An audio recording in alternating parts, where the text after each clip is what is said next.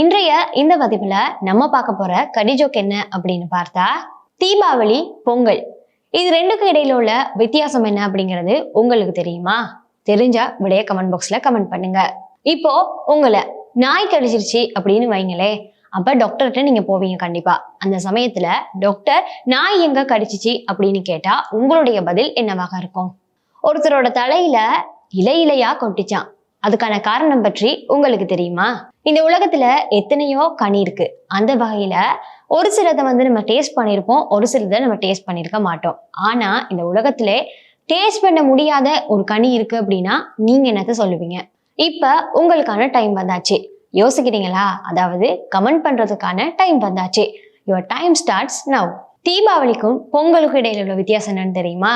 தீபாவளி அன்னைக்கு பொங்கல் சாப்பிடலாமா, அதே பொங்கல் அன்னைக்கு தீபாவளி சாப்பிட இயலாதான். உங்களை நாய் கடிச்சிட்டா நீங்க டாக்டர்கிட்ட போவீங்க இல்லையா?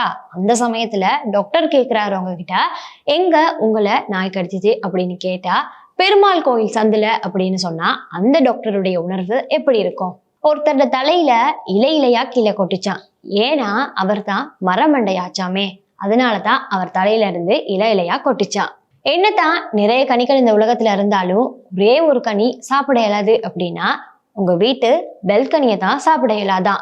ஓகே காய்ஸ், இந்த பதிவை பத்தி நீங்க என்ன ஃபீல் பண்றீங்க அப்படிங்கறத மறந்துடாம கமெண்ட் பாக்ஸ்ல கமெண்ட் பண்ணிட்டு போங்க.